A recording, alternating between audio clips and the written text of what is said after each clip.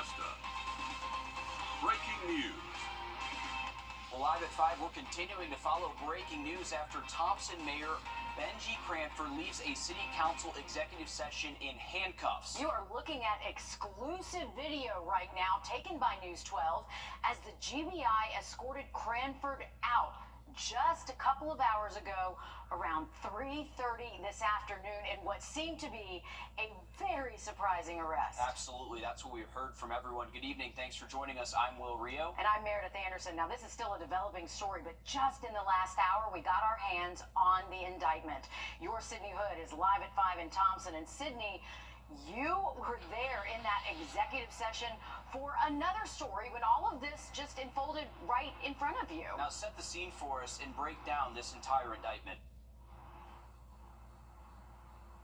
Exactly, Will and Meredith. I was there for a separate story at this executive session. Now, the council members met for about an hour before they opened up the doors to the public a little after 3 o'clock. I went in there along with some other GBI agents. Council members and the mayor still had some unfinished business before they officially adjourned the meeting. That's when the mayor got up from his seat and was heading towards the exit whenever a man from the GBI approached him, and I overheard that conversation a little bit. That person from the GBI told the mayor, "Sir, I'm going to need you to step out in the hallway with me," and the mayor seemed to be surprised himself. I overheard him ask the GBI agent what was this about, and they proceeded to take him out into the hallway. Now, we didn't really know what was going on. Some council members didn't really know what was going on, and then we heard them placing the handcuffs on the mayor. And this video that you are looking at, again, was taken exclusively by us because we were there for a separate story, and this just so happened to happen after that executive session. Now, the city of Thompson did release a statement to us saying,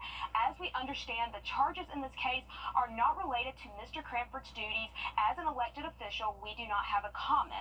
The GBI has charged the mayor with furnishing prohibited items to inmates and criminal attempt to commit a felony. Now, arrest warrants accuse the mayor of giving state prisoners from the Jefferson County Correctional Institution a bottle of liquor. The GBI says on June 6th, the Thompson Police Department requested that the GBI conduct an investigation into the allegation that Cranford gave alcohol to a group of inmates working within the city limits of Thompson. Today, that case was presented to a McDuffie County grand jury, and then a grand jury arrest warrant was issued for Mayor Cranford. The GBI says Mayor Cranford was booked into the McDuffie County Jail upon his arrest, and that is where we are live at right now. We aren't sure if there are any bond details at this moment, but again, all of these details, these developments are coming within the last hour. As I said, being inside those council chambers, everyone in there seemed to be kind of taken aback by this. Like I said, we just so happened to be there for a separate story whenever this all unfolded, and these developments are continuing to come our way, and we are going to continue to bring you the latest as those developments come our way. Grand jury indictment, Sydney. When grand juries meet, of course, they meet in secret. So none of this was made public prior to this happening. Of course, GBI agents happen to know where the mayor will be at that time, so we can only assume that they're thinking, hey, where can we get him? He's happening to be in this meeting. Yes. And so, I mean, obviously you said everyone in there was surprised. We have to know that Benji himself was surprised too.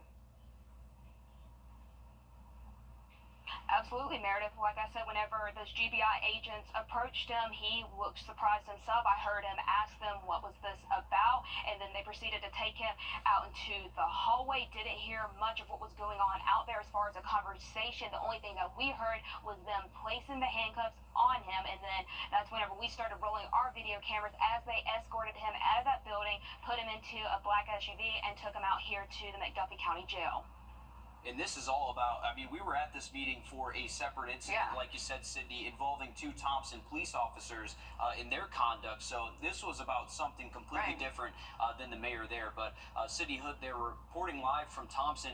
And again, this is not the first time that Mayor Cranford has been in the spotlight. We've just also learned that in the last 2 weeks, the federal lawsuit Cranford was facing has been settled. Yeah, court documents say both parties came to an agreement, and some obligations may take up to a year to be fulfilled. The federal lawsuit centered around allegations of issues with some of his construction projects. Again, a developing situation. We will continue to follow this for you. To weather now as we head over to First Alert Chief Meteorologist Riley Hale. Riley, another warm one for us today, but could we see some rain in our forecast here? It looks to be mostly dry, luckily, Will. All right, thanks, Riley. There are more than 2,000 students across 3 campuses in USC's nursing college. 70% of those graduates will remain in South Carolina. Yet the state is projected to have the nation's 9th largest nursing shortage by 2030, according to the university. That's why Lexington Medical Center funded a new innovative facility that will begin use in just a few weeks when the new school year begins. The facility will serve 3rd and 4th year nursing students and master's program students with some of the best tech available. It is very realistic. It will give these students a lot of exposure before they actually see patients, and then it also provides them an opportunity once they start seeing patients. If they recognize there's a skill or something that they need to improve on, it gives them a very realistic setup upstairs. According to USC, the university awards 900 nursing degrees each year statewide.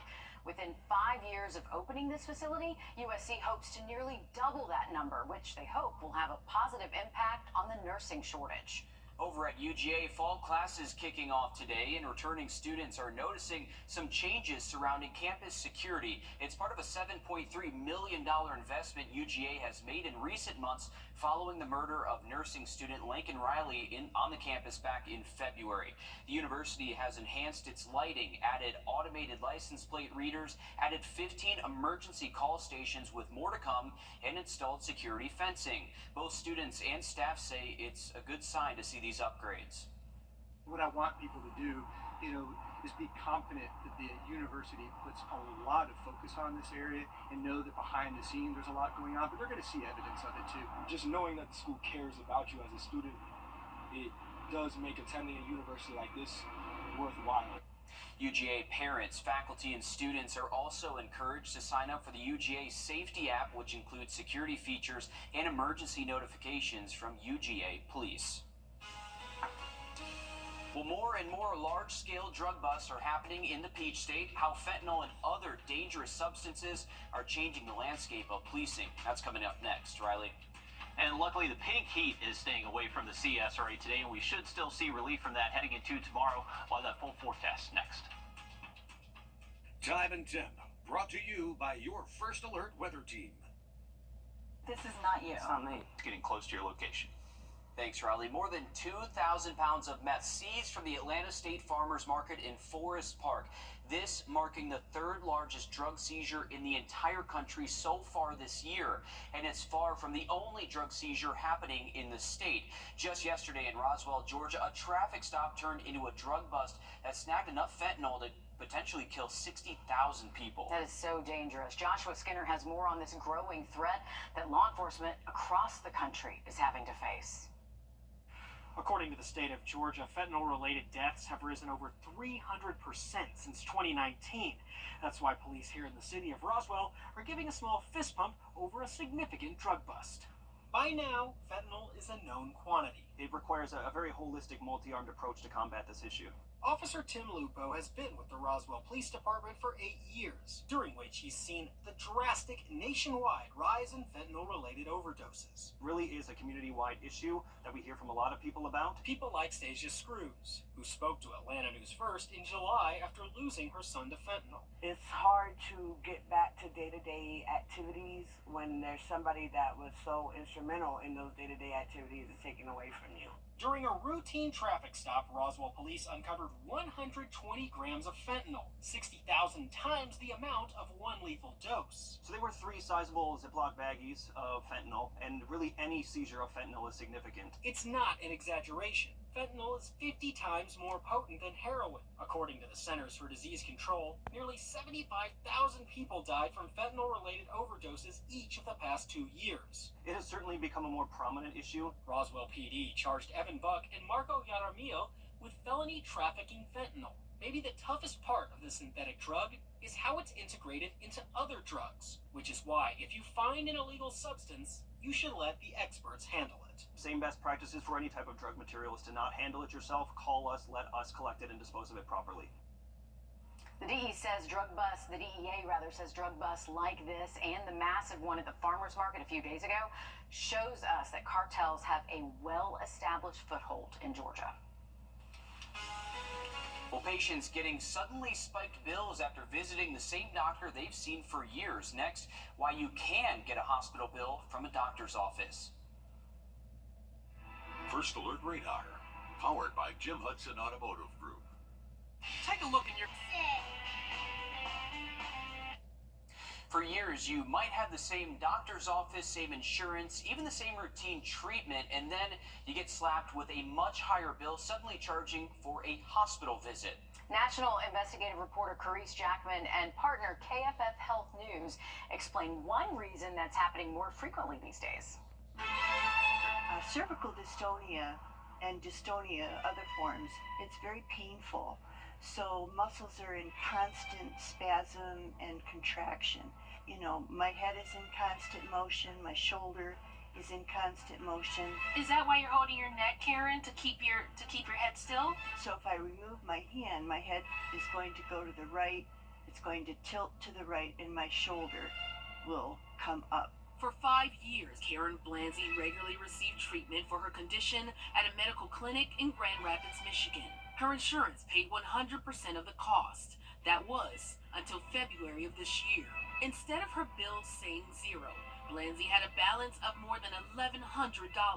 It was a revenue code. They had switched from billing as an office visit for treatment, and they switched it to outpatient hospital services. And there was nothing different about your treatment? No. Same provider, same doctors, same nurses? Yep, same place that I had always gone. Nothing had changed. Blanzy's clinic is owned by Corewell Health, a big health system that is the result of a merger a couple of years ago. At the end of last year, Corewell announced to patients that some clinics would now be owned and operated by the hospitals. In December, Blanzy got this letter from Corewell Health about the billing changes, stating that she can expect to see 2 charges on her statements from them in the future, and that the clinic will begin provider-based billing.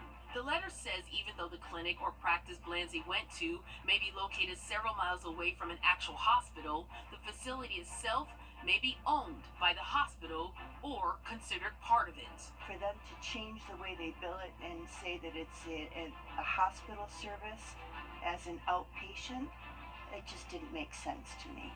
Investigate TV reached out to Corewell Health for an on-camera interview. Corewell confirmed late last year Blanzy's neurology office became a hospital outpatient department owned and operated by Corewell Health Grand Rapids Hospitals, and stated the change was not a result of the merger, but they declined to discuss her case due to patient privacy and didn't explain the coding. Dr. Elizabeth Rosenthal, senior contributing editor of our partner KFF Health News, isn't surprised. She says hospital charges for non-hospital care is a concern she hears from patients all the time. So she was... Our national team did reach out to the Center for Medicare or Medicaid Services about the issue. A spokesperson said in a statement the agency recognized how this confusion can lead to unexpected bills, and they're working with other agencies to get patients' cost estimates before treatment, particularly for those with commercial insurance. Riley? All right, thanks, man. Looking ahead to the weekend outlook, we do bring back the chance for maybe a few afternoon thunderstorms Saturday and Sunday, but those chances are 30% or less both days. Now, a quick look at our forecast the rest of today just after the break. A serious accident creates a lot of right now problems. You're worried about your injuries, the medical bills, and whether you'll get stuck paying for it all. You shouldn't have to chase after a lawyer to get the help you need. With me, you won't have to. I'm Austin Jackson, your guy in Augusta. If you've been injured, my team will get to work right away. And you don't have to pay us anything unless we get money for you. Injured? Call Austin Jackson, the Augusta guy. 706-724-7224. I'm Donald J. Trump. Trust Chief Meteorologist Riley Hale for your First Alert.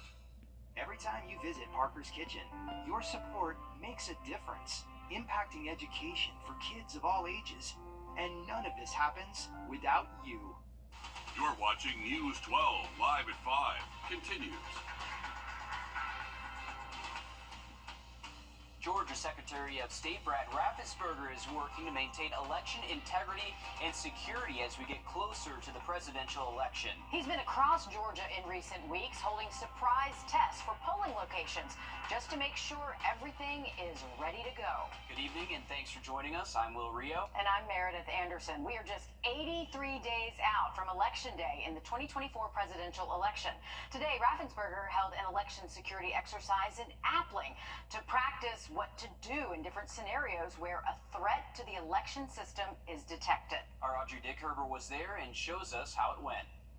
With the presidential election right around the corner, Secretary Raffensperger held an exercise for both election officials and law enforcement to ensure they're ready for anything this upcoming November. He says it's all to make sure elections are more secure and accurate. Exercises went over how to handle potential threats at polling locations, how to keep everyone safe, and ensure accuracy on Election Day. Their main focus was on cyber and physical security. Raffensperger says this year everyone will be required to show a photo ID for absentee voting. They had 2 audits to verify citizenship and added another day of early voting, creating 17 days for early voting overall.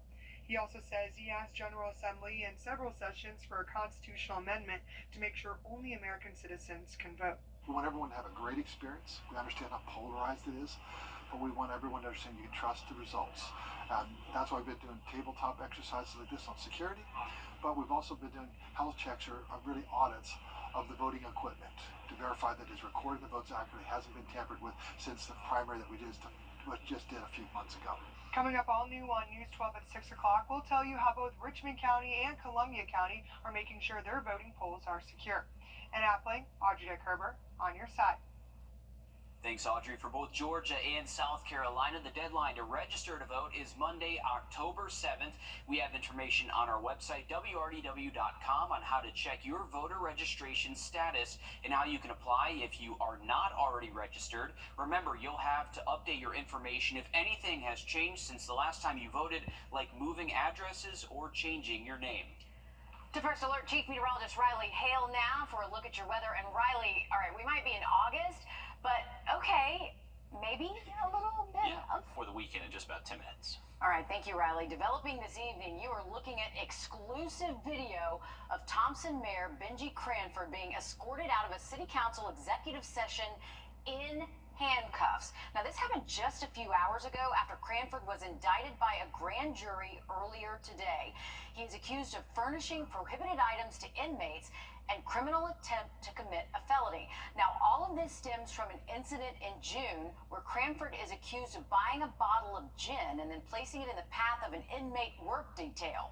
We also confirmed Cranford was booked into the McDuffie County Jail. You'll have the latest on this developing story and this surprise arrest ahead on News 12 at 6 o'clock.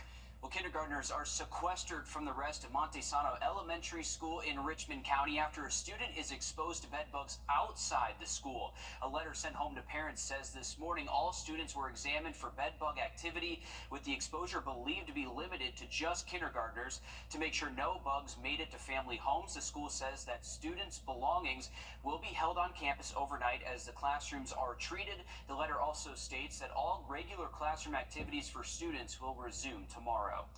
Weapons at school continue to be a problem in our area this week after another student brings a knife to school. Now, this latest incident happened yesterday on a Richmond Hill Elementary School bus. The student, we're told, took out a knife and showed it to others before the bus driver took it away. Now, this is similar to another knife incident, this one at Murphy Middle School, that happened Monday. Last Friday, a gun was found at Butler High School. We are live at 5 at the scene of a water main break in Aiken County, and goodness, they have a lot of work to do there. The water main broke in front of a water processing plant at 4 Aspen Court between Jackson and New Ellington, causing that giant sinkhole you see right there. Officials say the hole is deep enough to stand in and will cause a delay in traffic, so if you're traveling that way, try to find an alternate route. That is a very large hole that they're going to have to deal with here. Yeah, and it's a big mess, and it looks like they're taking care of it, but no word on how long it's going to take to get that mess Yeah, and of cleaned course, up. yeah, we'll keep you guys updated on this. All right, take a look at this. Today was the first day of classes for Heritage Academy in Augusta, and staff literally rolled out the red carpet. Did you see that? Love that. Students were celebrated as they arrived with music, balloons, and of course, that red carpet walkway. Parents, pastors, local businessmen, and other role models were all cheering on the students as they arrived. The way we welcome our students into the kindergarten through 8th grade building, and as you can see, people from all over the community come and they really look forward to it. I love yesterday we had the marshal's office stop by and say, okay, so what time is it, because we don't want our guys to forget. So it's something that's really important. It's on everyone's calendar, and we're so grateful for the community support and turnout every year. I love that so much. I mean, look at this. I mean, That's the awesome. students are being treated like stars. What a way to begin the year. What a great way to walk into class and feel like, you know what? I'm going to do something great this year. Oh yeah, and while she was talking, you could hear everyone cheering in the background. I That's so know. cool. I love that. I know. I hope this is something that spreads to other schools, Riley, because, I mean, who doesn't want to walk on a red carpet with people cheering for you? That is the best way to start the first day of school. Awesome tradition right there. We are looking at nice weather to stick around the next couple of days. By the weekend, we start to get a little hotter and bring back some storm chances. We'll have that full forecast next. Time and temp, brought to you by your First Alert weather team. I'm Attorney George by Monday morning. All right, thanks, Riley. For years, you might have the same doctor's office, same insurance, even the same routine treatment, and then get slapped with a much higher bill, suddenly charging for a hospital visit. National investigative reporter Carice Jackman and partner KFF Health News explain one reason that's happening more frequently these days. Cervical dystonia and dystonia, other forms, it's very painful. So muscles are in constant spasm and contraction. You know, my head is in constant motion, my shoulder is in constant motion. Is that why you're holding your neck, Karen, to keep your head still? So if I remove my hand, my head is going to go to the right, it's going to tilt to the right, and my shoulder will come up. For 5 years, Karen Blanzy regularly received treatment for her condition at a medical clinic in Grand Rapids, Michigan. Her insurance paid 100% of the cost. That was until February of this year. Instead of her bill saying zero, Blanzy had a balance of more than $1,100. It was a revenue code. They had switched from billing as an office visit for treatment, and they switched it to outpatient hospital services. And there was nothing different about your treatment? No. Same provider, same doctors, same nurses? Yep, same place that I had always gone. Nothing had changed. Blanzy's clinic is owned by Wrdw, a big health system that is the result of a merger a couple of years ago. At the end of last year, Wrdw announced to patients that some clinics would now be owned and operated by the hospitals. In December, Blanzy got this letter from Wrdw about the billing changes, stating that she can expect to see 2 charges on her statements from them in the future, and that the clinic will begin provider-based billing. The letter says even though the clinic or practice Blanzy went to may be located several miles away from an actual hospital, the facility itself may be owned by the hospital or considered part of it. For them to change the way they bill it and say that it's a hospital service as an outpatient, it just didn't make sense to me. Investigate TV reached out to Wrdw for an on-camera interview. Wrdw confirmed late last year Blanzy's neurology office became a hospital outpatient department owned and operated by Wrdw Grand Rapids Hospitals, and stated the change was not a result of the merger, but they declined to discuss her case due to patient privacy and didn't explain the coding. Dr. Elizabeth Rosenthal, senior contributing editor of our partner KFF Health News, isn't surprised. She says hospital charges for non-hospital care is a concern she hears from patients all the time. So she was getting a hospital facility fee charge or a hospital code. In fact, our partners, KFF Health News, found that the share of physicians working for a hospital or in a practice owned at least partially by a hospital or healthcare system increased from 29% in 2012 to 41% in 2022. And we see this over and over again. The rebranding of doctors' offices of outpatient clinics as hospitals for the purpose of billing. As for Blanzy, she can't afford to pay over $1,100 every 3 months. Her treatments have stopped, while her contractions and muscle spasms continue every day. I'd like to see them be more transparent. The bill is mine. I don't think I can do anything about that, but I can't be the only person that this has happened. So the cost of care is the last thing on a patient's mind.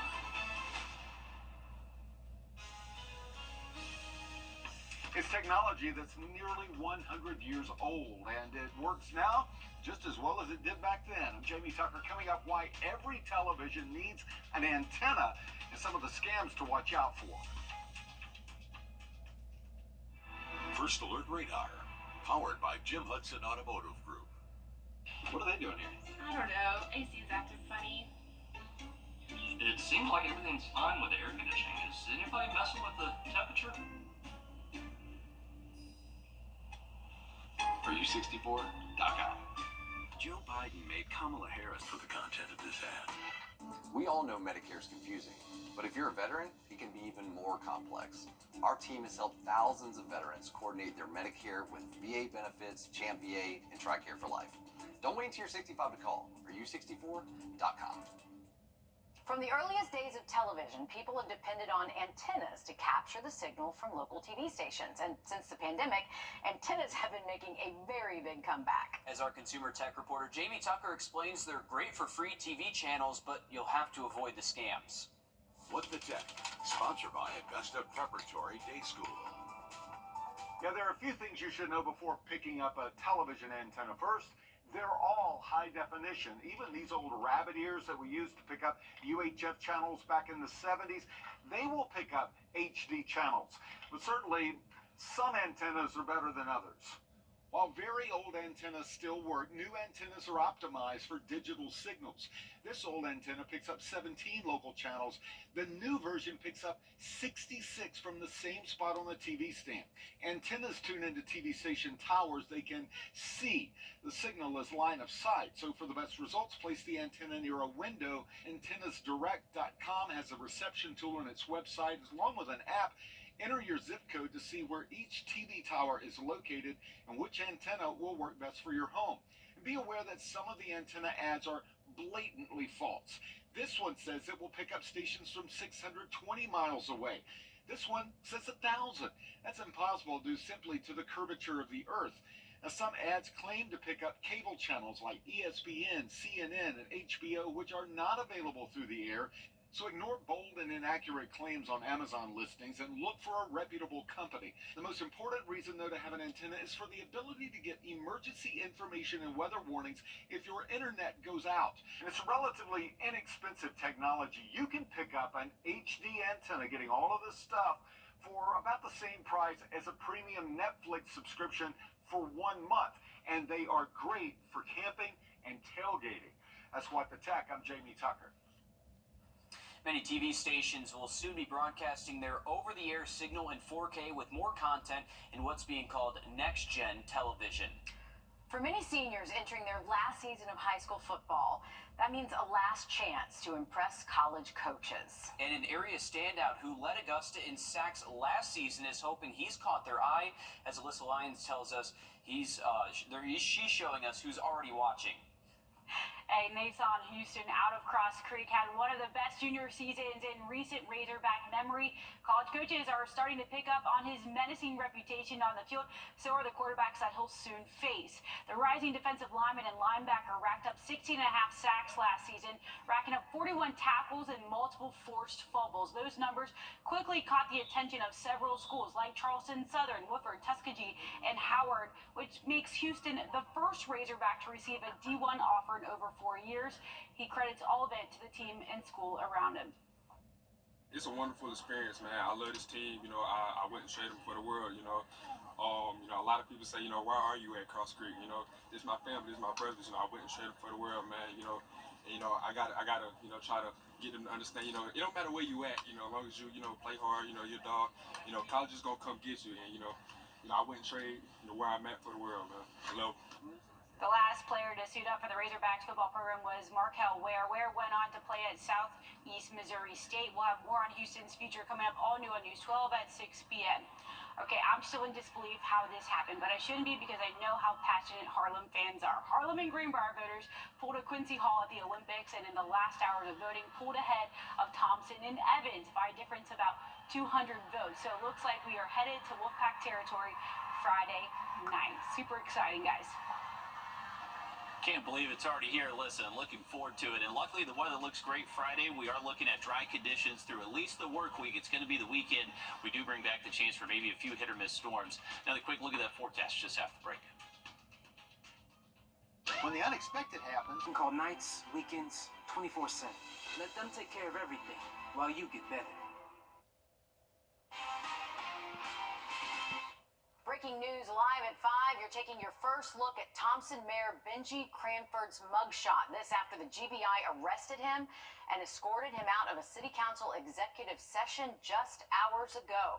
He's accused of furnishing prohibitive items to inmates and a criminal attempt to commit a felony. Now, this stems from an incident in June where Cranford is accused of buying a bottle of gin and putting it in the ditch in the path of an inmate working alongside the road. All new on News 12 at 6 o'clock. Your Sydney Hood is live with the latest information and our exclusive video of his arrest. We'll take a look outside of our building. Traffic is still just crawling along that eastbound lane of I-20. Right now, over our studios, just some broken cloud cover. Conditions should stay dry if you're heading out for the rest of tonight. Our temps right now at 85 degrees. And just a quick look at our radar network. Not much rain popping up out there, so just a few clouds if you do have any evening plans. Tomorrow's going to be beautiful, waking up in the 60s. All right, thanks, Riley. Stick with us. We have much more news, weather, and sports coming up after a short break on News 12 at 6 o'clock. Introducing the First Alert Radar Network. With up to 10 times the resolution of other local radars and technology that can pinpoint right down to your street. First just got faster.